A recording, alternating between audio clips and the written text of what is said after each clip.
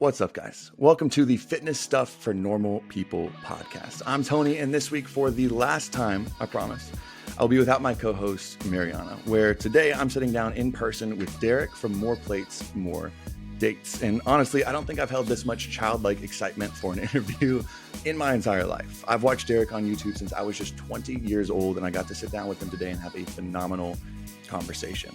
He and I have been going back and forth for almost the last year trying to sync up dates for this podcast, with him living in Canada and myself in Southern California. It's a little challenging. And every time that we've actually set up a date for the last 3 or 4 times, something unfortunately has fallen through, which prevented us from syncing up. But the stars recently aligned when he was in LA setting up distribution for his new energy drink, and we linked up at the Aloe headquarters for this podcast. It was just a few days after Mariana had left back to Boston, which is why she couldn't make it. And I'm not gonna lie, we had a little bit more than a bumpy start in getting everything set up. Once we got to the recording studio, we actually had to relocate and essentially build an entire new audio studio last minute. And as you know, I'm a coach. I'm not an audio engineer. So we messed a few things up in getting set up. So at times, Derek's audio can get a little bit quieter and mine a little bit more loud, but I think that we did a pretty decent job leveling things out. I just wanted to give you a heads up and apologize for that beforehand. I do need to give you all some background first, because this is a heavy conversation. For those unfamiliar, Derek is not a scientist by training, but he's done more for this industry than I think I can even come close to displaying through words alone. Everywhere you look today, every podcast, every social media account, every other new book written, it seems like, and even top professionals and educators are publicly talking about optimizing hormones, HRT or hormone replacement therapy, and taking a more comprehensive approach to health, which is great, but it didn't always used to be this way. I am not exaggerating when I say this. Derek is the guy who normalized having conversations like this about hormones or hormone replacement, sexual wellness, hair loss, and other topics that were considered too taboo to touch, but areas that every human being interacts with and wonders about on a daily basis.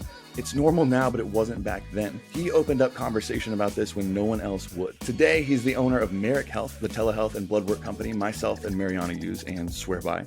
The owner of Gorilla Mind, which is one of the biggest supplement companies in the world that specializes in nootropics and bodybuilding supplements. He's gotten to sit down on powerful platforms with people like Andrew Huberman, Joe Rogan, and so many more. And you might honestly just know him as the guy who leaked the Liver King steroid case. Yeah, that was him. The podcast today at times can be hard to understand because we focus on the topic of blood work and hormones, which is not a simple conversation. The podcast today at times can be hard to understand because we're focusing on the topics of blood work and sex hormones, which is not a simple conversation. There are even times when what he's saying is completely going over my head, and I promise there's gonna be a few times where that happens to you too. This stuff can get tough, but there's a lot you can take from this no matter what level of understanding you're coming into it with, from novice to expert. So if it gets confusing at times, just give it a few minutes, and I promise with context clues you can start putting things together and it will all start to make more sense. As we've talked about before, Mariana and I have partnered with his blood work company, Merrick Health, to create our own custom panel for the most comprehensive and affordable look into your health that we could put together. I want to make it clear, we take zero sponsorship or commission from this at all. We just wanted to give our listeners access to the best options available for their health. So we'll leave a link in our show notes below if you want to get your lab work done or check out the custom panels. And just a reminder, if you're a premium member that subscribes to our weekly research review, you get 10% off your first lab order with Merrick. And premium is just $5 for your first month right now to join, so we'll leave that link down below as well. Before we jump in, I do have a quick note from our newest sponsor, The Strong Inside, and we'll leave notes for Legion Athletic, our sponsor from day one, in the show notes below, not to waste too much of your time. Now, if there's one thing that we do not shut up about on this podcast, it's protein. Because whatever your goal is, whether it's to lose fat, get lean, build muscle, and get stronger, or even just live a higher quality and longer life, protein is usually at the center of what you need to be focusing on when it comes to a dietary perspective. And we get asked the same 2 questions over and over again. The first, without a doubt, being what type of protein should we look for? Because there is a massive amount of different kinds of proteins on the market. And we all have personal preferences about taste or quantity, but we're partnering with The Strong Inside, which is an educational resource. They're not selling anything. I promise. It's one of the reasons we partnered with them. They just want to educate you to help you learn more about the proteins from milk, specifically whey protein, which you know we're we're big fans of. Because if you did not know, whey protein is a protein that is derived from milk and is tested as the highest quality form of protein you can put in your body. And that's because it's a complete protein. I know you've heard the term before. It just means it contains all 9 essential amino acids and is absorbed more quickly than other types of protein, so it can just do its job faster. And it's not just found in your basic whey protein powders like the one we love from Legion, but also usually the one added into your protein bars or the pre-made shakes that you can find at Costco, the grocery store, the gas station. We always say look for either whey isolate or concentrate, either of which are going to be delivering a high protein content. And today, more and more people are looking at the science, taking a more evidence-based approach and finding their best protein, which we absolutely love. And the Strong Inside is just on a mission to educate about the benefits that complete proteins from milk provide. The second question is then always, well, how much protein do I actually need? And that's where the Strong Inside comes in clutch, where you can check out their protein calculator on thestronginside.com, or we'll leave it in the show notes below to calculate the perfect starting point for your protein goal based on all the different factors that go into it for more personalized number, like your body weight, your goals, your fitness and activity level, the stage of life you're in, and more, along with learning even more about how whey protein can help you get to your goals. Now, I don't want to waste any more time in the intro, so anything else important you can find in the show notes down below. But now, my dear friends, here's my conversation with Derek. So I'm going to pretend like we haven't been hanging out for the last 3 hours building out the studio. What's up, Derek? How you doing today? Good. How about you, dude? Good now. I'm good now after that absolute monstrosity, but I think we learned a few things today. For those context dependent, we got moved to a new studio, but the last, what'd you say, hour? We've been probably just ghetto rigging the heck out of this place. And we're here now. And we're here to talk to you about what I think is pretty freaking important. And for those of you guys who don't know, in the intro, this is Derek from More Plates, More Dates. We wanted to focus this one more on blood work. And this is what I actually want you to tell people. I didn't see you ever talk too much online about it. What made you start it? When I asked you that in the car was a really interesting answer. Yeah. So Merrick Health is a telemedicine platform that I started a couple of years back. It was to address what I felt to be deficiencies in the mainly hormone optimization space, but it's kind of broad spectrum preventive medicine. This was kind of stemming from my experiences trying to proactively get blood work when I was younger. In Canada, a lot more difficult even in the States, but I would often get rejected asking for basic biomarkers. Even when I would ask to pay for it, I would get rejected and kicked out. And oftentimes the meeting with the doctor with, a very, condemning answer for trying to even assert that I might know something that goes above what they have already told me. So that was frustrating because for me, I feel like it is very critical to try and avoid getting to a disease state as opposed to waiting until you're like physically having a fucking heart attack. Can I swear on this? Yeah. Okay. That makes sense. That makes sense. Yeah, but like in Canada, it almost seems like they would rather you physically be having a heart attack then go seek help, as opposed to proactively preventing you from getting there and potentially getting even a basic snapshot in time of your health status. You could then own in on, oh, here are multiple areas of deficiency or imbalance or just massive red flags that I should then be dialing in certain areas of my diet, my lifestyle, my whatever. But even just getting that snapshot in time of my health, I could not get that. And it was frustrating. And even for my parents or my grandparents, it was not until they had like a literal cancer diagnosis or something problematic that was obscene. Yeah, slaps in the face. Like that's the problem you're talking about. So I would often personally drive over the border, pay for my own labs, get them done. But then even then, it's not like I had an expert who could interpret them for me and give me an informed assessment of what's going on, what it all means, educate me about my health and what I could do thereafter to then dial things in. I would just get a big page with a bunch of like red marks or not red marks or whatever. And yeah, it was frustrating to say the least because I just don't like the way, I don't know, it's kind of like treating disease rather than preventing you from getting there. So treating the problem, not the cause. Yeah. Kind of a thing, which I feel like is common in this country. I didn't know it was so common in Canada though, but I'm like, how much time would you have to put into crossing the border, getting lab work done? So you'd go to your primary care and say, hey, I'm interested in these things. It depends because there are some, it's becoming more progressive where you can get private like help and actually pay for higher quality service there. And some doctors are actually great and stay on top of the cutting edge literature. But unfortunately, they're more few and far between than the standard, family physician who's just going to, even if you ask for like a lipid panel at 27 years old, they're going to tell you to fuck off. Oftentimes in a more polite way, but also not that polite because they'll get mad at you for suggesting. No, seriously.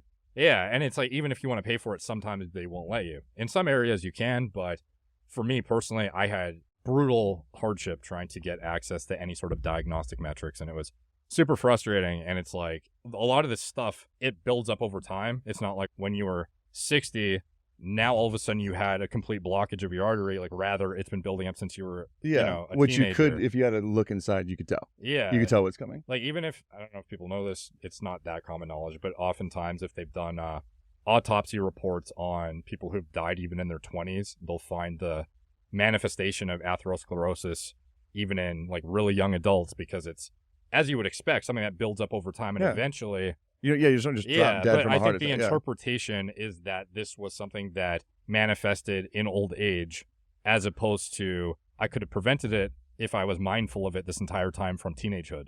So it's like they almost base an assumption that it's something that just comes with old age. So it's like, why would we even look?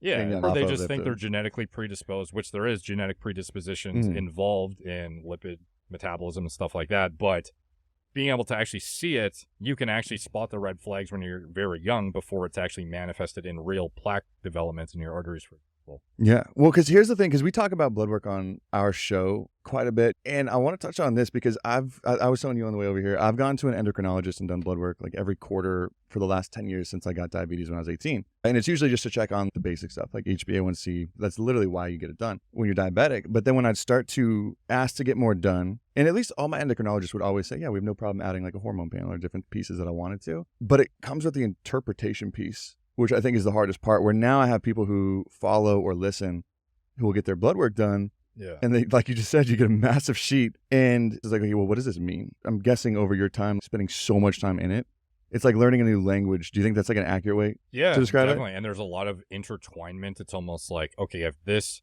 marker looks bad, is it because of a downstream consequence of multiple other things that are interacting with this pathway? It's like, for example, if I have low testosterone, unfortunately, the conclusion a lot of people make is just go on TRT, when in reality you should be... Why is this here? Yeah, why it's causing this? There are so many pathways to then assess why you have low T before you determine even the conclusion for the path forward to optimize even lifestyle interventions and stuff like that. Like obviously the basics would be, it's kind of understood what you should be doing for the most part to kind of dial yourself in, but assessing, do you have primary hypogonadism where it's like you're shooting enough gonadotropins down to your testes to actually signal production, but you're just not responding at the testes level. That would be something that would be more warranting of potential intervention with exogenous T, exogenous like injecting testosterone, versus if you had suboptimal LH and FSH output, which is like the gonadotropins, luteinizing hormone, follicle stimulating hormone, your pituitary send them to your testes to then signal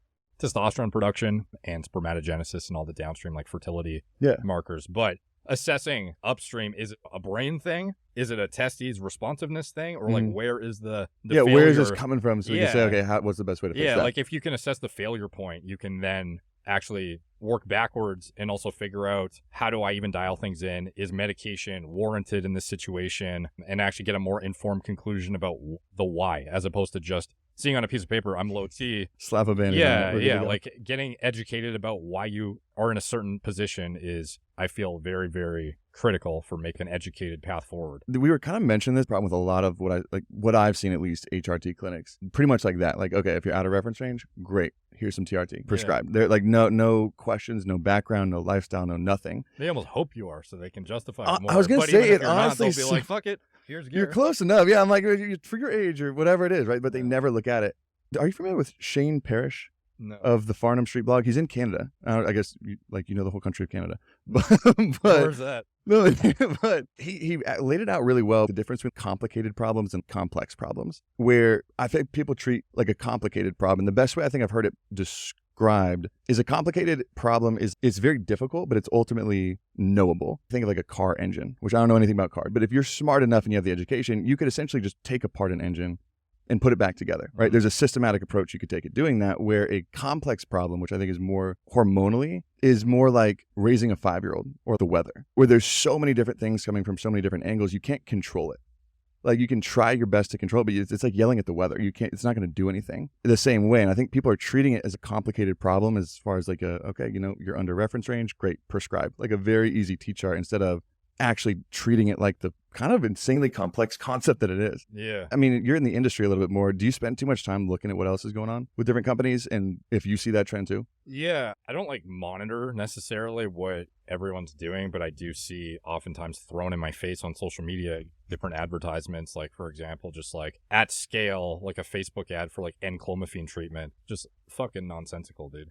Like, if you're giving the context of why it is deployed and why it might be useful, like, I understand. But when these general, broad conclusions are made, like, everyone would benefit from this who is low T or whatever. And again, I'm not talking about anything specifically, but oftentimes I see even 21-year-olds promoting, HCG or enclomiphene usage to optimize their test levels or whatever. And it's just, there has to be a lot more context into these recommendations. And oftentimes, again, it needs to be done by a medical professional. Here I am talking about biomarkers and stuff, not a medical professional. And that is why Merrick exists too, because I feel it's important to get high quality care from somebody qualified, also is open-minded, non-judgmental, and actually educates themselves about cutting-edge literature. Like, and trying to solve a problem. Like objectively just trying to solve a problem. Shit constantly, because a lot of these clinics just exist to push gear or push a bunch of different peptides or what have you. The differentiation is a lot of companies exist to educate and provide service as well as medication if warranted. But then there's also companies that's just at scale, let's push thousands of dollars of medications down your throat, regardless if it would actually made sense or not, because it's optimization. You're just on TRT. You're just on TRT if you're on Test, Deca, Anavar. That's another conversation of just the term TRT right now. It's like that doesn't just mean one thing. Like, people hear TRT, it's like, oh, cool. Yeah. You're doing it responsibly. It's like, oh, okay, maybe not. But you're also not saying, I'm not saying do this. We're just talking about what they kind of are, which is, I think, just as important. I was telling you this on the way over here. I've had 5 different endocrinologists over time. And as I started getting these results back, I would ask questions. It was pretty much, if the number was in reference range, you're good. If it's not, we should fix it. And there's no context in there. There's no gray room. It was black and white. And some of these reference ranges are massive. Yeah. Like, I think I know in the men in the US, what is testosterone? Anywhere from 300 up to close to 1,000? Yeah, depending on the lab, but that's generally, typically I'll see as low as maybe like 250 on the low end of a reference range, and then as high as 1,100 at most, but that is kind of the range, yeah. So let's use that as an example for reference range.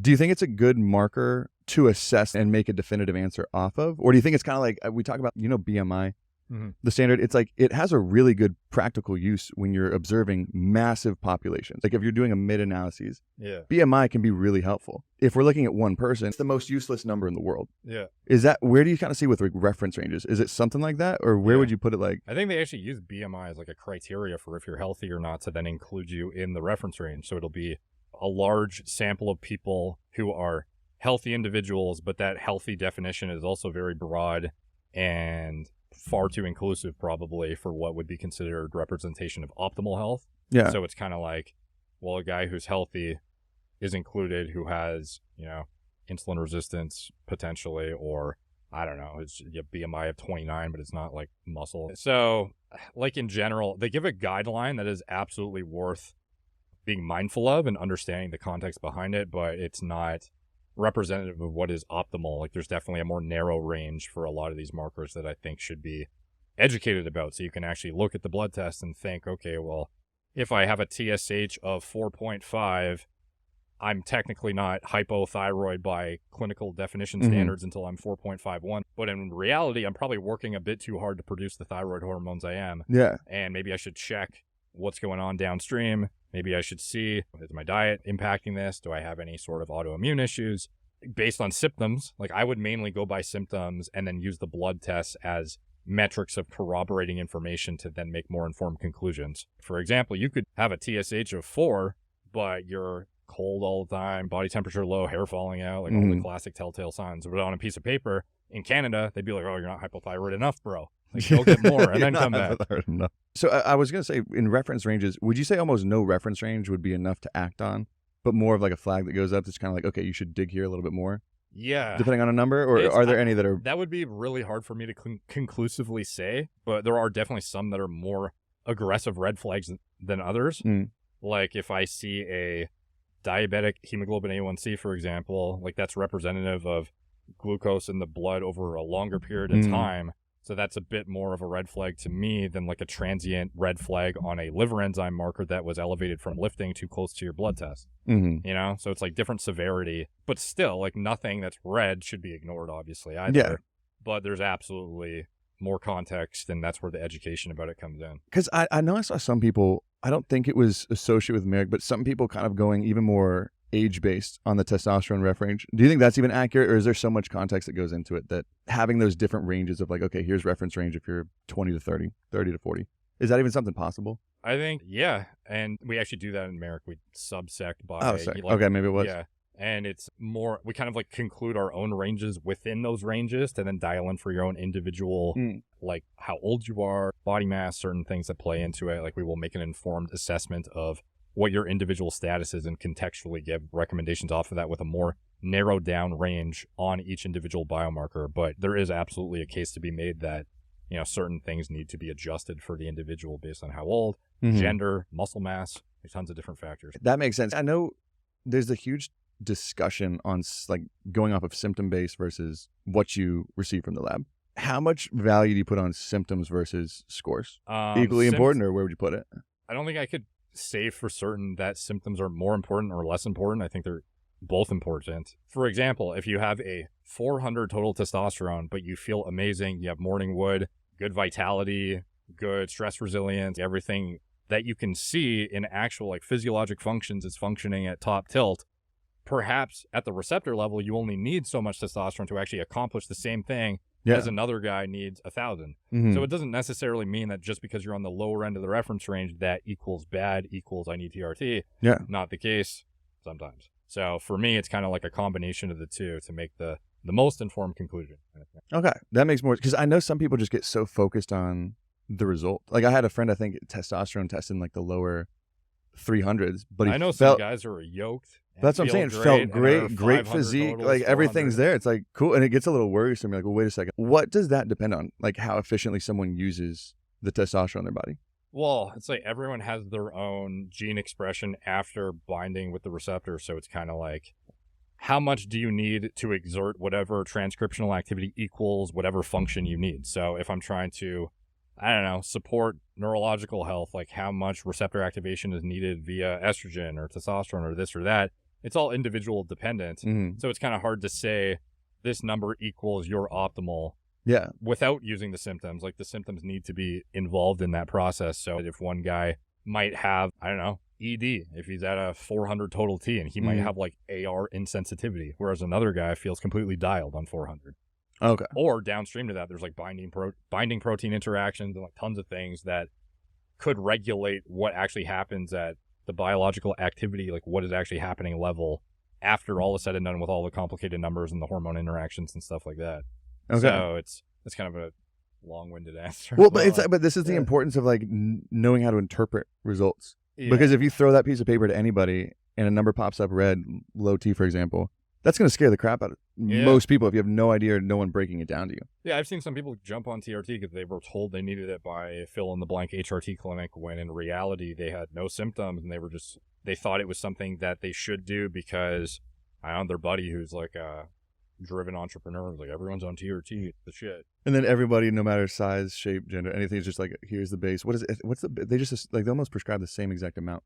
Yeah, some of these clinics, like slap on just like 200 a week. And some of these clinics will compound an aromatase inhibitor into their predetermined dose of testosterone too, and then just give you a cookie cutter protocol. That's when it can get dangerous too with the aromatase inhibitors, right? Because everyone is, from what I've seen, even more dose dependent. Oh yeah. When it comes to that, and that's where it could kind of screw you up down the line. Right? Yeah, definitely. So, estrogen or estradiol is often overlooked for its importance in male vitality, even sex drive, muscle growth to some extent too, cardiovascular health. There's so many massive implications of having crushed estrogen. And even, is cognition up there too? Oh, for sure. Yeah, like lack of serotonergic activity from no estrogen. You're going to be way more anxious and just mentally unwell, essentially. Yeah. That's like the people, like, I think cortisol gets hate too. People are just like, the less cortisol, the better. It's like, hey guys, like, remember, like, this plays a really... You end up in like an anhedonic state where you just... Exactly. I was like, that's how I feel like men feel towards estrogen. It's like less equals better. Crush it. Especially when it comes to people on TRT just taking huge doses of aromatase inhibitors.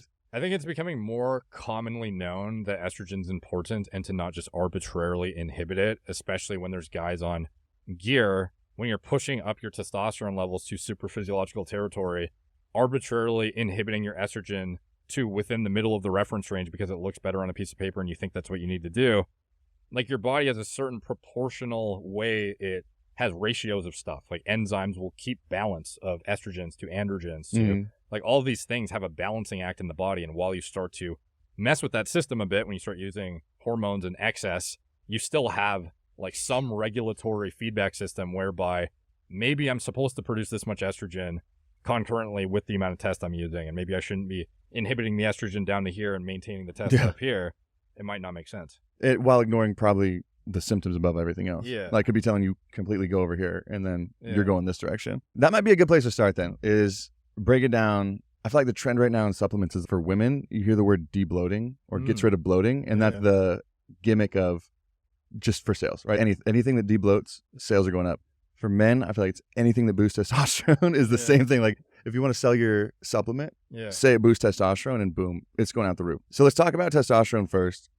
I know we've talked about on our show before, and I know you talk a lot about it, covering the big rocks first: the sleep, your body composition, your stress. Big rocks matter, but I do want to get your take on this. I don't think, one, people realize the difference between free and total test levels, because I feel like most people talk and almost prescribe TRT based on total testosterone. But from my understanding, free testosterone is what's massively important. Yeah. But even further to that, I think more so people are starting to realize the importance of the downstream, or like, it kind of depends how you arrive at that free test number though too, because if you are insulin resistant and have like an artificially driven down SHBG, you could have a disproportionately higher free test that doesn't necessarily reflect high-level metabolic health across the board. It could be a bad thing, it sounds like. Potentially. Okay. So not just using the number on a piece of paper, it's where context with everything comes into play. But yeah, in general, how it works is your brain signals to your testes to make a certain amount of testosterone.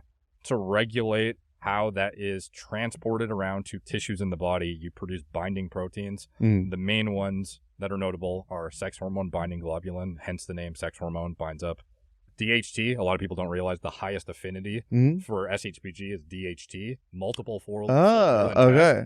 So when you are inhibiting SHBG or doing things that modulate it, you are heavily impacting androgenicity disproportionately so, because it's not just your test being freed up, your DHT gets freed up massively from that. So I didn't even think about that. Yeah, it's a huge impact on neurological health and all the downstream things that DHT does. But anyway, so DHT gets freed up the most, but also binds the strongest to SHBG. Then underneath that is testosterone, and then underneath that is estrogen. So this binding protein, and then there's also albumin, which is more loosely bound, more freely, easily dissociated, but it basically transports it around the body to then get used in whatever tissues need it. And it also acts as like a regulating mechanism for metabolism. So if you are lower testosterone output, for example, or you need to conserve testosterone, like you're, I don't know, calorie deprived, and you're putting your body in a state of conservation mode and needs to like ration whatever it can, binding proteins could go up in order to hold on to test to prevent you from metabolizing it out. Yeah, so it's like a regulating feedback system, largely for androgenic impact on the body, meaning like viralizing characteristics, masculinization. Like in women, their SHBG is much higher than in men, and it acts as a way to regulate the DHT and testosterone and keep the estrogen to androgen balance more in check. And you'll find women who have lower SHBGs as a consequence of metabolic syndrome or PCOS, they will have potentially viralizing outcomes where they end up with like almost low dose gear side effects, essentially. Really? Yeah.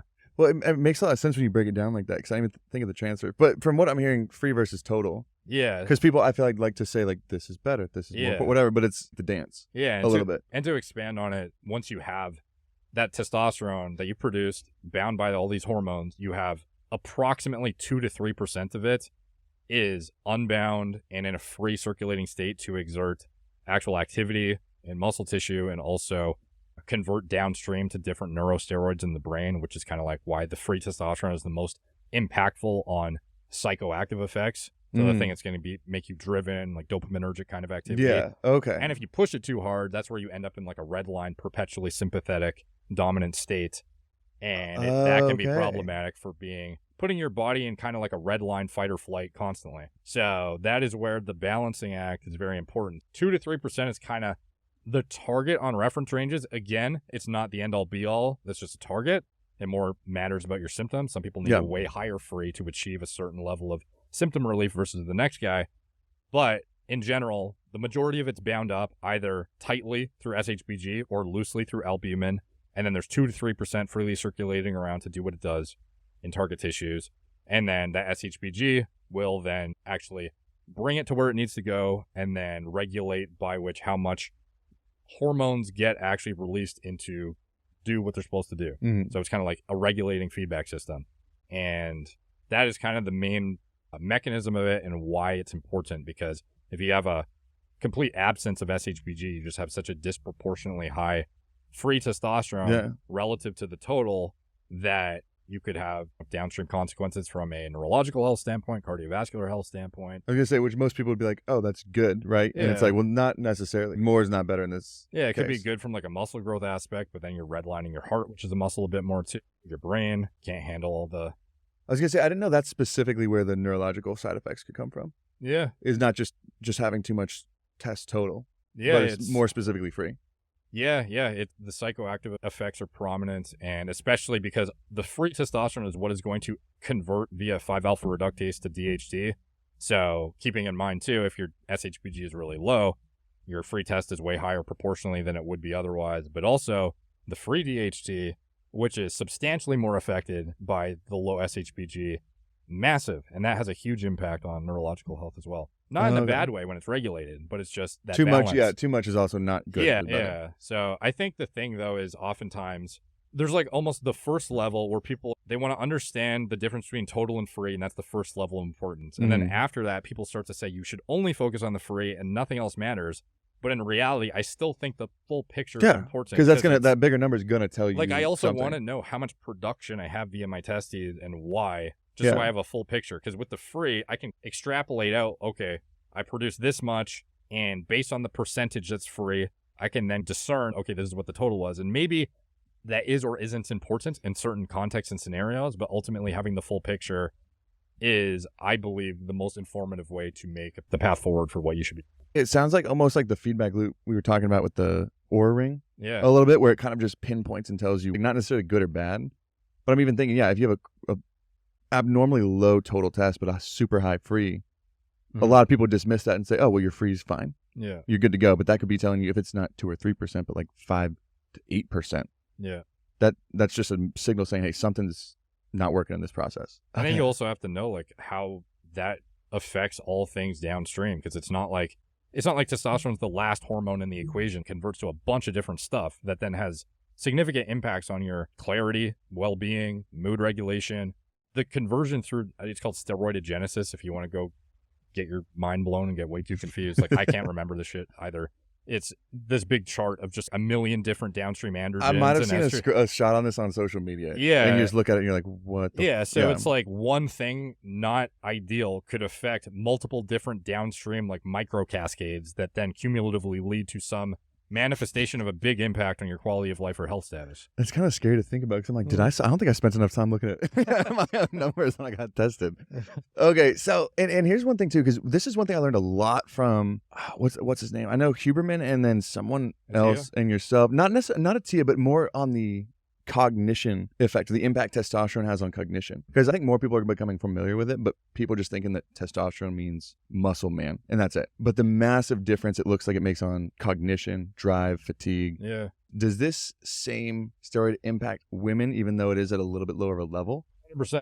It's literally what dictates their libido mostly. Like, this is why birth control is so problematic, is the impact it has on blood work and how that could potentially yield negative ramifications in terms of sexual well-being, muscle growth potential. It kind of depends on, again, the birth control chosen, like what's going on. But for women, they are working off of 10x less the testosterone production, like in the realm of 40, 50 nanograms per deciliter versus a male, 500, 600 kind of thing. It's like 10x the level.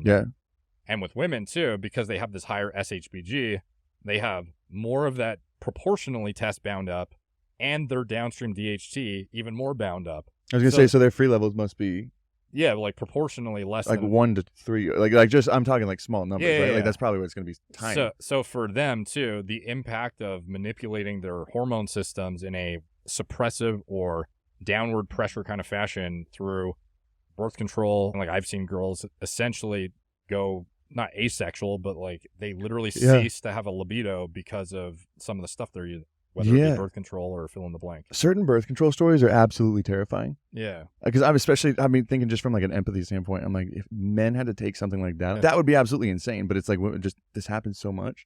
Yeah. And you're right, it completely changes personalities, drives, motivates, everything. So women's and men's testosterone both matter quite a bit. The thing that most people don't realize, and I had to fact check with you before I even said anything. I think most people think estrogen is female, and we just talked about how important estrogen is in men, right? But testosterone is the dominant sex hormone in females too, correct? Over estrogen? Yeah, like there's technically more of it in concentration by a actual measurement perspective. Okay. Whether that's an impactful takeaway, like it's more interesting than anything. I think it highlights the fact that it is a hormone that should be not vilified and is something that is important, especially in like menopausal states, for example. They will often look at estrogen replacement is the first thing that people will look at in women, and then progesterone is the next thing, and then oftentimes testosterone is entirely neglected, and you'll have women post-menopause functioning off of adrenal steroid conversion to testosterone solely and having essentially minimal libido. It has an impact, but it's not as significant as actually replacing your levels to that of a 20-something. I'm not suggesting that is the cookie cutter thing that anyone should be doing, though. But just a thought to something to think about. Like it's absolutely important to think about androgens in the scope of female hormone systems as an important thing. It's not just something to ignore. Similarly to with men, not to ignore estrogen, which is impactful on so many things. And again, it's like with the testosterone, if you have low T as a male, that is what's responsible for the estrogen that you're producing too. And downstream to that, the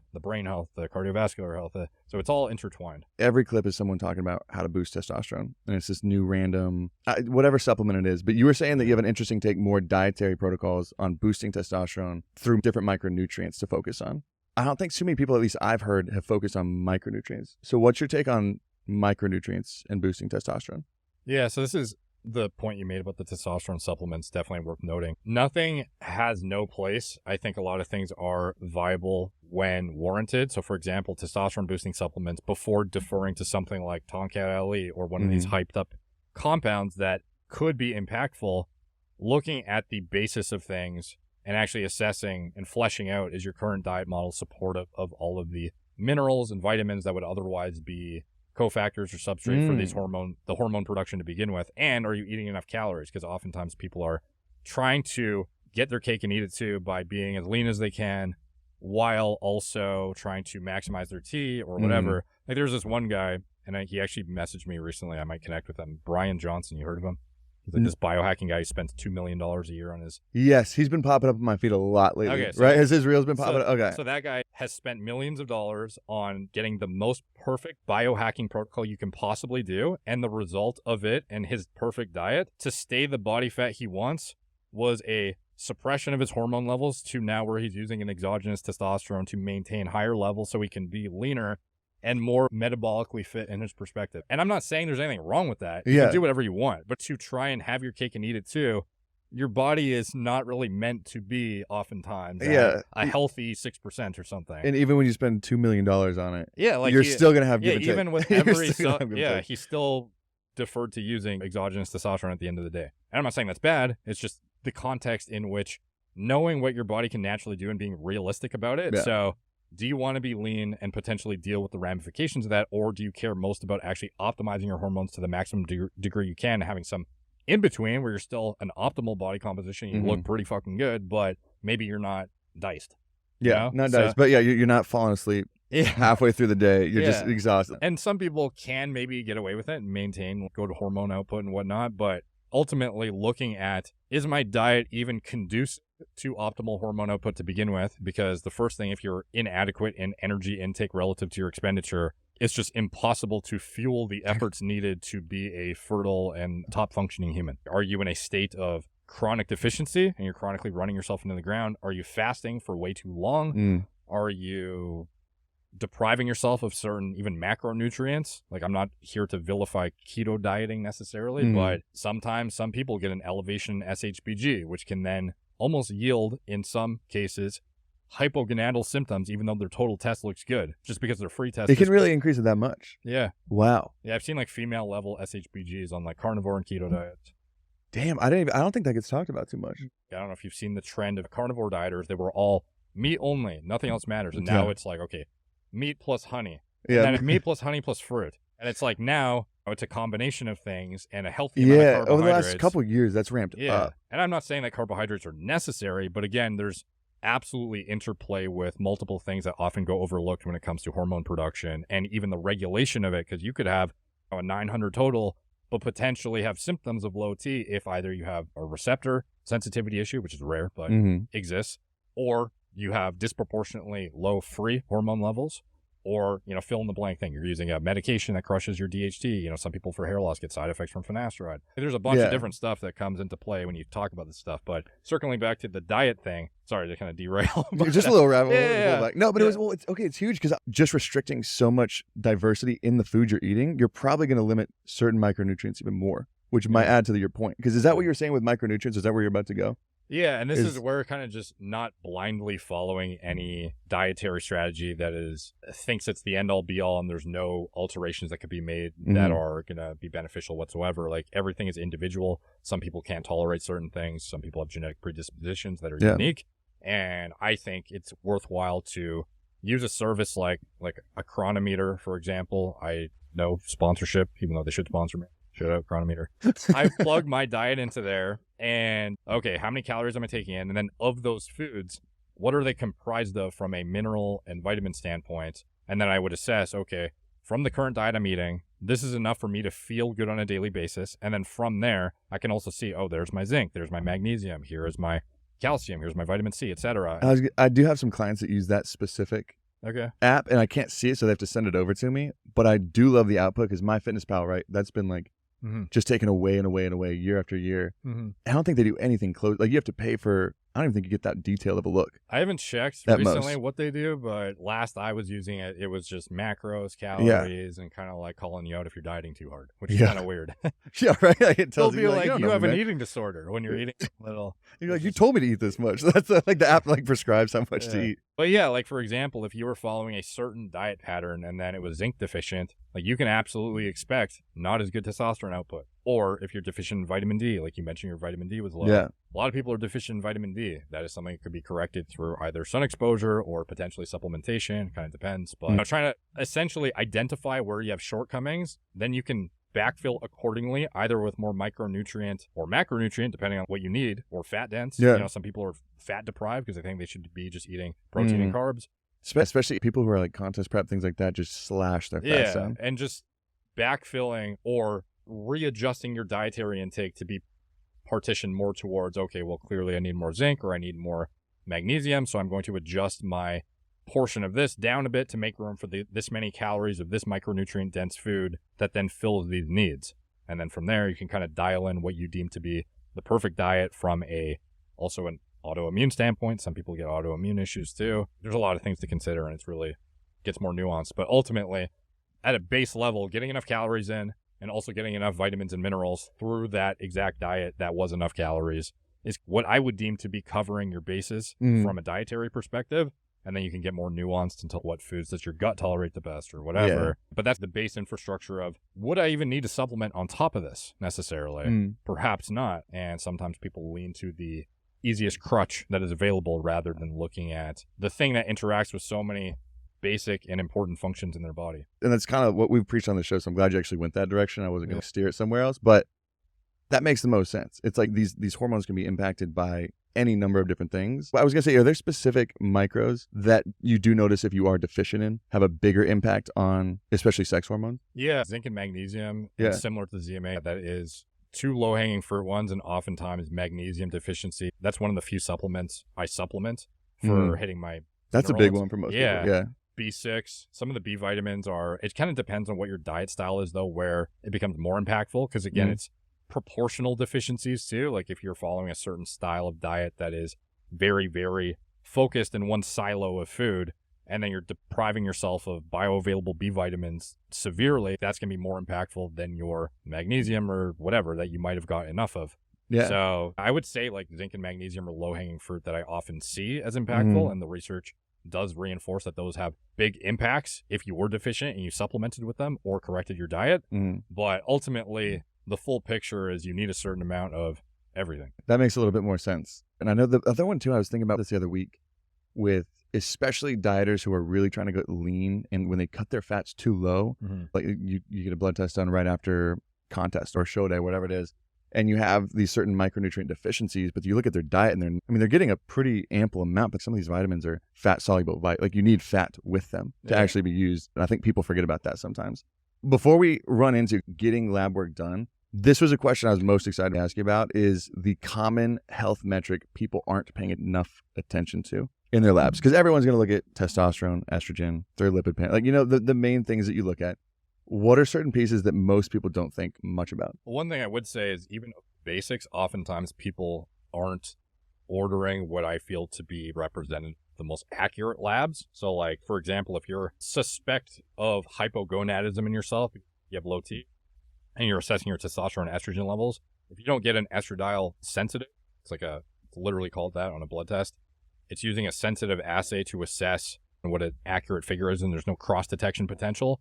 This will show you where your estradiol actually lies. Whereas if you use the standard cheaper one, you might end up getting cross detection with other estrogens or get an artificially inflated reading that's not correct. Okay. So it's even at the level of high level sensitive testing, it's worthwhile to get what I deem to be higher quality tests, like for total testosterone. Again, if you're just assessing trends, it's not like mandatory. I think it's worthwhile though, for the difference I've seen even in the same test tube of blood. I've checked, okay, go test this using, it's called ECLIA, it's like an immunoassay, versus using liquid chromatography with tandem mass spectrometry. They test the same blood, and I had literally the entire reference range of difference from my estradiol. So like, to me, that's pretty fucking important. Is there any use for the other, like the one that could be, is there a reason they use that, or is it just stuck with old times? It's in cases of just regular healthy adults, it's accurate enough. It's more when you get into cases of steroid users, there's cross detection potential. In people with really low hormone levels, it's more difficult at owning in on what you're accurate, like very specifically what you are, and it might inflate the reading a bit, is what I've seen personally. But at the end of the day, circling back to what you said, like some of the more obscure markers that people don't think of, people will often get fasting glucose done, and this should be your realm, I think. What I'm about to say is fasting insulin, bro. Fucking huge. Yeah. A lot of people, they will check their glucose, hemoglobin A1C, and then determine, am I close to pre-diabetic or not based on these numbers, but then they don't assess fasting, how much insulin am I secreting in order to keep my glucose where it is when I woke up? So if you because you haven't eaten in 8+ hours, so you shouldn't be looking at that big of a number right now. So if your pancreas is pushing a significant amount of insulin to then keep that number where it is, assuming that the glucose is even looking good to begin with, you might be in low-key pre-diabetic stage, looking towards your pancreas is working harder than it should to get things dialed. So I think fasting insulin is a very overlooked marker that everyone should be getting. I think C-reactive protein is pretty important. It's like a systemic inflammation marker, essentially. I would get a LP(a) at least once. That is like a genetically driven atherogenic particle number that you can determine it's an independent risk factor of atherosclerosis and cardiovascular disease. So if you have that high, you might be at a unique predisposition towards heart issues down the line. Would that be elevated without any other? Potentially. I was going to say, could they be like isolated, elevated? With LP(a), it falls into this more broad biomarker called ApoB, apolipoprotein B. Okay. And if you get that done, I would still get both, because LP(a), again, getting more context on the broad number and then substratify to that, similar to your total test and your free test. You want to know more of what's going on. And you want to see how genetically driven it is rather than diet too. So I think an LP(a), again, it's genetically driven, so you can just get it tested once. Seems to be good because it doesn't seem to be heavily modulated by many things. So getting that tested once, I think, is very critical and overlooked. And when I say atherogenic, I mean it's more higher propensity to lodge in your arterial wall and cause eventual plaque buildup. Okay, so that's what it does. So that elevated, that's a big red flag. Yeah, so ApoB, though, is like the culmination of all ApoB containing lipoproteins, which encompasses LDL, which is low density lipoprotein, VLDL, LP(a), and then another one that's escaping me right now. But basically, this combination of them kind of encompasses the atherogenic potential of your blood right now. So if you have these particles circulating in your blood and getting into your arterial wall by lodging themselves in there because they have a higher propensity to atherosclerosis buildup, like that's very problematic and should be looked at. Like if you have a severely high ApoB, like that is something that potentially either warrants like immediate dietary intervention changes, lifestyle modifications, checking your sleep, see if you have sleep apnea, like any sort of thing that you can check from a common basis, covering your basis standpoint. And then after that, that is where, if you can't get that down, this is a debatable, like highly controversial topic in, you know, the medical space, is driving that down with pharmacology and using a, depending on how it's driven, something that brings your ApoB down to like a non-risk level, or at least closer to that. Why is that heavily debated? Because a lot of people think that in the presence of a perfect diet and a low inflammatory lifestyle, like there should never be a reason to do a pharmaceutical. Even because technically, none of these things are cardiovascular disease causing via any mechanism other than they eventually cut off circulation. The two main causes of cardiovascular disease, and again, I'm not a cardiologist or a lipidologist, so this is like my cursory understanding of the literature and what I've learned from guys like Peter Attia, Thomas Dayspring, Merrick Health doctors as well, is high blood pressure, majorly impactful on cardiovascular health, and then atherosclerosis. Like those are going to be the two, fortunately, at least the two things that are going to kill you: cancer and cardiovascular disease. We don't really have a whole lot of shit we can do. The low-hanging fruit stuff does help this side, but it's more obscure and unknown, like how to prevent the onset of it versus the basics. But with cardiovascular disease, it's far more difficult to develop to a disease state if you are on top of this shit early and are monitoring things accordingly and modulating via high-level lifestyle changes or potentially pharmacology if warranted. Like there's almost no situation in which a guy with perfect blood pressure and like a perfectly regulated lipid panel should be in a state. You have a lot more control and it's a lot less scary because you have more control over the outcome. Yeah. So high blood pressure is one that I didn't actually realize until I started working with Merrick. And I was talking to, I forget who I was going through, because I've had, I don't know if it was diabetic dependent. For a while, it would just be slightly elevated. And every time I went in and got checked, it was just kind of like waved off. Like, oh, maybe you worked out or maybe whatever, which all these things impact it, but it was pretty consistent. And every time I'm like, okay, are you sure? Like I got my own little cuff at home, because I'm like, okay, I need to get this under control. So I started making a few different lifestyle changes and I started posting about it, and so many people hit me back up about it and saying like, hey, I or my husband or my someone has high blood pressure. Like what do we do? I think they really recommend it if you have like ADHD medication, which a lot of kids are on now. Yeah. That can severely impact it, but no one really checks it. Yeah.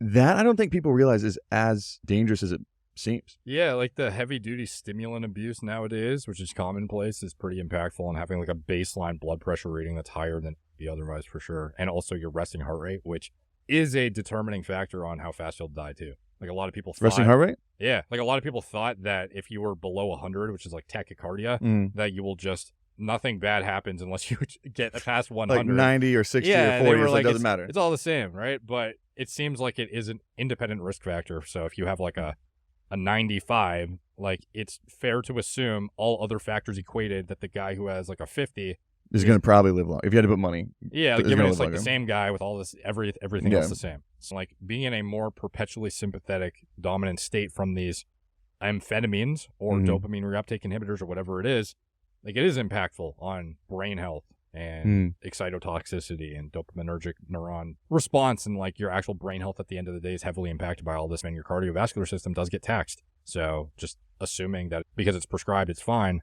you know, not necessarily the case. Yeah. Like I said, like I think it was a physician's assistant that would do it. It's like, just kind of wave it off. And that's what a lot of people kept messaging me about. I was like, yeah, I've had this for a while, but no one's ever told me to do anything about it. Even if you're not at a hypertension level, but you're still elevated. Yeah. You're still putting stress on your body that you shouldn't be. Yeah, and changes the morphology of your heart too. Like you're going to, inevitably, if you're chronically dealing with high blood pressure, it's very difficult to maintain morphology and function that would be representative of high quality cardiovascular health if you're constantly like shoving blood through a fucking clamp garden hose. Let's say someone gets lab work done, their blood pressure is a little elevated. I'm talking 5 to 10 points out of range.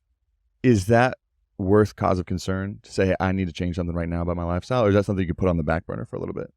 I think it's so easily rectified that it's immediately worth addressing. Because blood pressure is something that you could change within days just by changing your diet, electrolyte intake, sleep hygiene. And again, when I say sleep hygiene, it's like, oh yeah, we've all heard about sleep. But like a lot of guys, especially guys who are like your size, if you have a big neck, like some people are prone to sleep apnea and don't even know it. And they snore excessively and don't realize they've actually been dealing with oxygen deprivation every single night to a point that's slowly killing them or significantly chopping years off their life. Yeah. They just leave it unaddressed. And their significant other is just like, oh, my husband's loud and annoying. He's just like fucking gasping for air in his sleep and dying. That kind of scared the crap out of me, is learning about sleep apnea lately. I think it was Stan Efferding is the one who sent me down a little path, and I was like, oh God, like this is bad. This is bad. But okay, now here's what I think most people hear this and realize. Someone's like, well, okay, how often should I get lab work done? How often should I get tested? Probably a very context dependent answer. I would assume, especially when you're younger, symptoms would determine how more frequently you would want to check something. Where if you're younger and you're not really experiencing anything negative, once in a while, like a checkup won't really hurt. But it's not something you need to be like, I need to do this twice a year. Or what's your take on it? I think that as much as most young adults are representations of health and are vital, it's absolutely worth as early in adulthood as possible with whatever your current lifestyle is that you're doing consistently, get a snapshot in time of what that yields in your blood work to then see a complete snapshot of this is how much signal I have to my testes, how much testosterone production I have. This is what my thyroid hormone output is like. This is what my lipid panel is like. And from there, you can immediately fix any genetic predispositions because you'll be aware of it off the bat, even as early as, 2021. Because a lot of that stuff will not necessarily change if you're highly predisposed. So like somebody with familial hypercholesterolemia who has like a very difficult time getting their LDLs down or their total cholesterol levels down or their ApoB down, if you got that test done when you were younger, maybe you could have avoided 10 years of plaque buildup, probably like 30, because most people still aren't going to check their shit when they're 30 anyways. That kind of stuff I feel is absolutely worth doing early.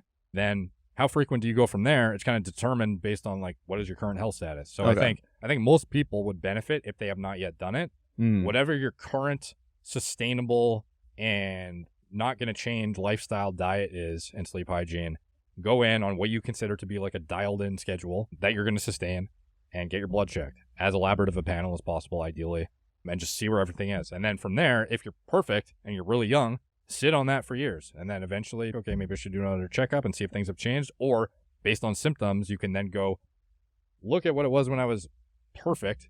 And now what's changed? At least you have a snapshot of saying, okay, what the hell's different? Yeah, like how many people try to blindly make conclusions based on no base data? Like I never thought about it like that, but if you take it after you just only feel symptoms and you see certain red flags, you don't know what in the past months or years has changed or led to that. And to be clear, like this stuff is so nuanced too that you can't even expect all medical professionals or even the really high expertise ones to always be able to parse out what's wrong with you. So it's like having that baseline, I think, is super helpful to not only give yourself a baseline to then reevaluate in the future if needed, but also give that to your provider. That's like, check this out. Because that'll give them so much more insight to see what's changing. Yeah, because sometimes stuff will manifest. It might be within the reference range still, but it's just been down or up or whatever. I was going to say, because reference ranges can be huge. You have no idea if you were at the top a year ago. Have you seen the fasting insulin or the insulin reference range? It's like 25 or some shit. Is it actually? No, I had no freaking clue. I forget. I didn't even think about that, but that makes sense where reference ranges can be so huge. You could be at the top of one and 2 years later be towards the bottom, but you're still in the reference range where if you didn't have that initial test, you're still in reference range. Things might look good. Yeah.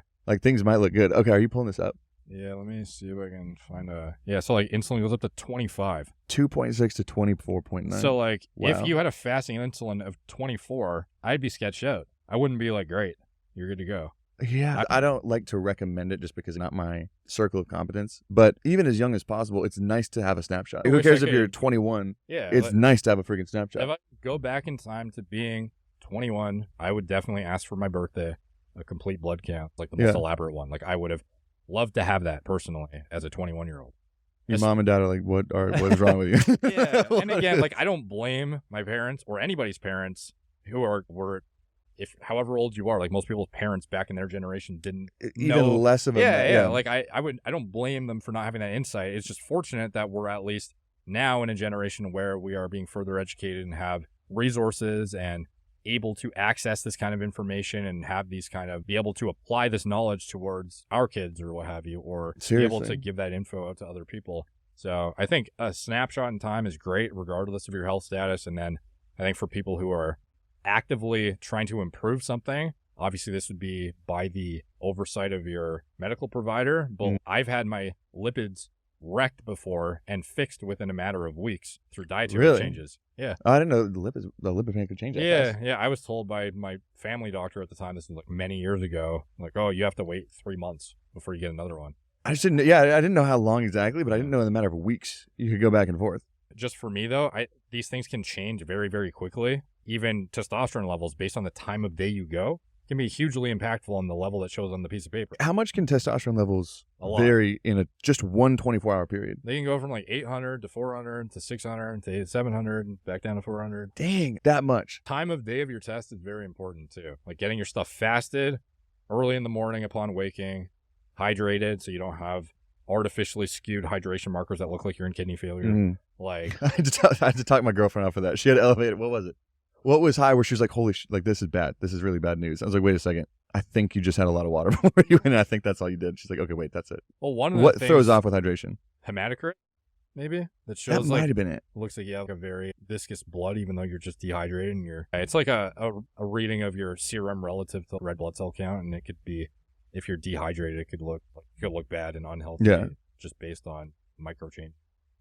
And is morning for testosterone the highest or just the most consistent? Yeah, the highest point of your day is going to be when you wake up. The longer you wait, the further down this diurnal rhythm your test levels go. Like you're not going to have a point later in the day where you're going to peak above where you were upon waking. So if you get your blood test done, at 3 p.m. in the afternoon, like it could just had a big lunch, you might a little bit, like you might have like a 200 lower or 300 lower total T, and you think it's worse than it is. This is what I hear all the time, especially when people are talking about selling like a new T booster supplement, is they'll give specific numbers of it increases your T by X percentage. And a lot of the time, it doesn't seem like a very meaningful percent. Like people hear 9%. And I think most people are like, holy crap, that's a ton. But when I'm hearing how much it varies in a day to day. Yeah, some of the results from test boosters, and this is coming from somebody who sells a test booster that I also worked on with Huberman before, and like he sells his own as well now at this point.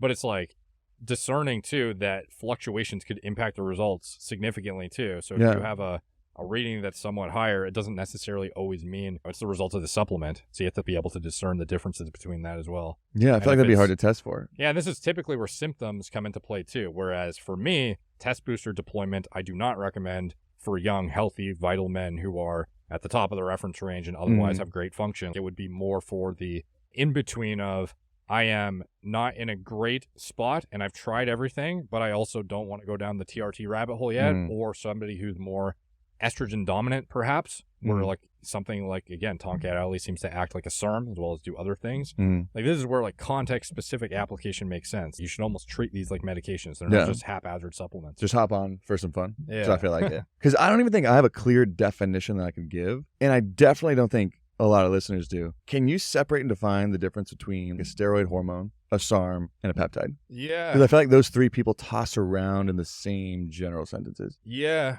Peptide, I'm not as educated about to give a great definition. It's more like a signaling protein as far as my understanding. But for hormones, there's definitely a significant distinction between what peptides do and hormones. And hormones are typically, I guess some peptides are endogenously produced, so they are naturally occurring. But for hormones in the body, you could have a steroid that's an estrogen or an androgen, and they're both steroids technically, but one is anabolic and androgenic, and one is feminizing and does other things. It kind of depends on what you're talking about. And there's even adrenal steroids. There is corticosteroids. People have heard of as well. Like sometimes people will hear, cortisol, cortisone. Sorry. Yeah. Okay, yeah. Like glucocorticoids, like these things are not going to be anabolic. They're like actually the opposite, catabolic, and they're used for different kinds of applications. But it's more of like an interesting tidbit that they're steroid hormones than anything. Ultimately, at the end of the day, they have significantly different actions in the body, and just understanding why they're there and what they're doing and not demonizing anyone specifically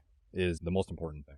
Okay, so when people use like a steroid, though, it's going to be more of a synthetic version of a hormone produced in the body. A SARM, I think today people, that used to be a little hot. I think that used to be hotter. It's dying down a little bit, but the use of the word SARM, so, I think it was more used by people who didn't know what it was. Is there a definition of SARM that you could say makes sense because I'm guessing, again, there's a broad spectrum. Yeah, and to be clear on steroids, when people hear that, they're probably thinking of Deca, D-bol, Tren. These are synthetic compounds. Well, technically, nandrolone is bioidentical, but that's another story. But all these different compounds are synthetically made in the lab, derived from the base compound testosterone and tweaked and modified to make a bunch of different things.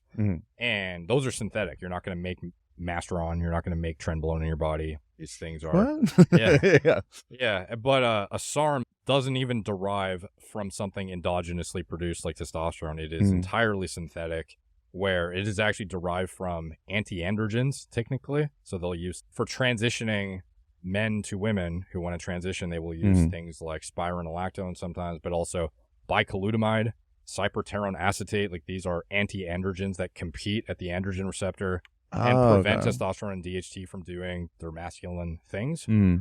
And these compounds, they found they could tweak and modify to make things like SARMs, which have selective androgen receptor modulating capacity. So you could selectively bind to the androgen receptor. And the idea of it was to support anabolic activity with a complete absence of the viralizing masculinization properties. So technically, when anabolic steroids were designed, the entire purpose of them was to try and dissociate and remove the masculinizing properties of testosterone, and then have something that can be used in children, women, and not turn them into dudes, essentially, or masculinize or push through puberty or whatever. Okay. And they did not successfully do that. And this was largely because there was like a halt put on the research and development of these things like decades ago, stemming seemingly from scandals in the Olympics, where they got demonized for like the performance enhancing drug usage put like this spotlight on them that kind of shut down all of the developmental pipelines that were going on to create like the most novel and best anabolic steroid. Drugs used nowadays by bodybuilders are made in the 60s, 70s, 80s,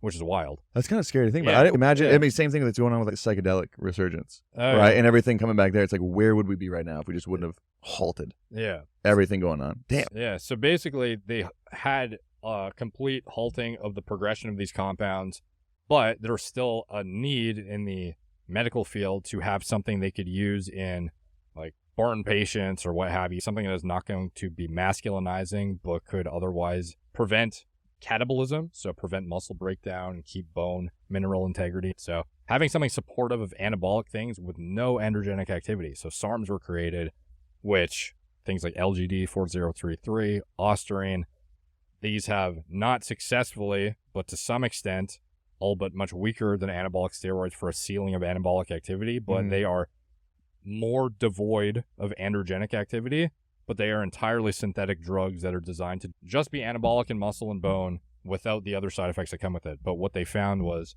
they are suppressive at high enough dosages, and they aren't as potent as they would have hoped. And a lot of them are still in development as we speak. So probably still, they're just continuing where they left off almost. Yeah. Because they know something's there. So from what it sounds like, they missed the mark on it. So could you do permanent damage by taking SARM? Maybe. It depends how aggressively you use it and what your tolerance level is like. Like the same question could be said for any fill-in-the-blank drug. Could you give yourself permanent brain damage by ODing on Adderall? Like 100% you could. Yeah. With SARMs, you are suppressing your HPTA and making yourself have low T potentially while you're using it. Like the dosages used in the clinical studies are magnitudes lower than used for, like bodybuilding performance enhancement purposes. They seem to have more efficacy in women because they can get away with using less shit and still get good outcomes out of it. So things like Ostarine in women, very popular, LGD, and in men who are trying to avoid some of the masculinizing properties of gear, which is more rare though because you're already masculine as a dude anyways. So ultimately they typically end up with like suppression, things that are undesirable, and liver toxicity too, which they found out was a characteristic of SARMs too that they weren't expecting at certain dosages. It's not the best surprise. So like it's not like they're useless, but they're more context specific again. Yeah. And as far as I know, none have actually cleared clinical trials and been approved for human use yet. So So yeah, technically none have been like successful by like an FDA approval stamp. But then do people are still buying them all over the place. Yeah. Right? Like people are just, it's almost like the same kind of fad of these HRT clinics that we're talking about. They're just like, it's like the goal is prescribe. Yeah. Same thing I almost see there is it's like you see usually younger kids jacked in the gym. Yeah. Saying Advertising this is what did it. Like steroids without side effects. It's brutal. Which sounds beautiful. Oh, you get steroids without side effects. You get all the good but no bad. Yeah, it's like maybe like one of the side effects, like hair loss or like androgenic activity to some extent, but then you also fail to mention the anabolic ceiling of it is lower. You're also having liver stress concurrently. You're also suppressing yourself, and you don't have a test base in the equation to keep you functioning and have a good libido. That's not going to sell, though. That's Exactly. that's not going to sell as much, man. That's not going to sell. Let's see, what are we on time? We got like 15. I don't know if y'all realize. I think the main reason people talk about their hormones way more openly, especially testosterone, it seems like, at least from when I was watching YouTube videos, like I feel like, what, 8+ years ago? How long have you been on More Plates on YouTube? March 2016. So 7-ish years. It was just something that people didn't talk about. It was a very do not touch this subject. And I think you kind of did a big part in making it more, I don't want to say just normalized, but people are still timid. As men are aging, you'll see people who are experiencing all these symptoms of low T. They're tired. They might even be depressed. Their body composition is falling away, but they're afraid to even think about that as an option. Yeah. Still, I think people see it as still like a bad, unhealthy thing regardless. If you do HRT correctly, this is how I kind of see it. Is if you are really suppressed and you're actually in need of it, it's kind of like running from like a Windows 95 to like an updated version. In the right cases, if you do it correctly. I think a lot of people see TRT as like the Liver King, just doing TRT, right? Like that's the same thing. Can you at least highlight and maybe give comfort to people? TRT done responsibly, correctly, are there really many negative impacts of that? Based on what I've seen in studies, there is no elevated risk pending the right contextual situation. So people who are otherwise in need of it, not having experienced negative outcomes of using it, oftentimes will have better outcomes. Like in general, if you're on it to begin with for a deficiency, the state you would otherwise be in without it is an unhealthy one that is less conducive to adequate health. What I've seen on the studies, though, is no significant deleterious impact from the use of responsible TRT. Now, there are things to be mindful of course, and the definition of responsible TRT is so vague. So it depends on exactly what you're using and how much you need and your frequency of administration, like a bunch of different things. If you're using medications with it concurrently, like AIs, etc. So again, it depends, but in general, I don't think it has like as big of a risk profile as some people might otherwise have the connotation because it's a steroid. Yeah. Well, I was going to say, because I even think you can really even translate out some negative effects on longevity specifically in living with just low testosterone levels. Like not even just health span, like lifespan, but health span, like quality of life, things like that. Yeah. People just think that that is automatically better because you're not putting something into your body. But it's like there's some real health detriment to having lower levels. Yeah, and it's like almost at a point where I don't know if it's realistic for the average person to be avoiding all of the things that could be hormonally impactful in a negative way. So I don't think TRT should be demonized either. Like as much as I have just highlighted on this podcast, like a bunch of stuff you should flesh out beforehand. Yeah. It's absolutely worth doing if warranted. It's not something because it's not natural that you should avoid, in my opinion. There's oftentimes people will almost demonize anything that's not natural to the detriment of their own quality of life or health because they're such like a zealot about fill in the blank. And there's a lot of things unnatural about their lifestyle still that they're doing. That's what always cracks me up is the hypocrisy, and they'll be like slamming drinks and shots that night or something like that, but you're demonizing someone else for doing something unnatural. I mean, it's just gotten a bad rap over this long periods of time. And with people who claim TRT who are clearly on much more than TRT. And so I think this is a good stopping point. I think it's nice to wrap it up. People know that we work with Merrick. People know where to find you. Is there anywhere else people can find you outside of your blog, your YouTube page, More Plates, More Dates? Like you said, Merrick Health is a high-level service for anybody looking for elaborate diagnostics and medical oversight, and I appreciate you endorsing us. I also think you're a great source of educational information in this domain, and I'm glad to have you behind us, pushing the message and whatnot, and bringing awareness to this stuff. So if you guys want to check it out, you can. We have pre-designed panels that I've audited myself and had multiple experts look over and create what I deem to be like good, like snapshots in time of where you can assess this kind of stuff and then make informed decisions accordingly from there, whether it be through lifestyle changes, dietary changes, sleep hygiene, medication if warranted, supplementation. So yeah, Merrick Health on all social media. And that's pretty much it. Yeah, More Plates, More Dates anywhere. My website, YouTube, Instagram, etc. And that's it for me. Right on. I think that's good. I think it's a wrap.